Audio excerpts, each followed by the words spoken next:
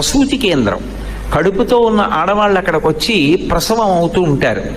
నువ్వు ఇవాళ వెళ్ళి ఎంతమంది దంపతులకు ఎవరెవరు పిల్లలు పుట్టారు, వాళ్ళ పేర్లు ఏమిటి, ఆ తల్లిదండ్రుల పేర్లు ఏమిటి, వాళ్ళు ఏం చేస్తూ ఉంటారు వ్రాసుకుని రా అన్నారు. ఆవిడ మర్నాడు వచ్చింది మహాస్వామి దగ్గరికి. ఆవిడ ఏం చెప్పలేదు.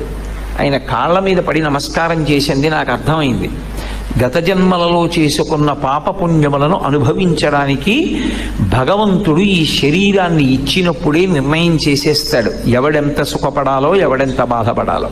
ఎలా?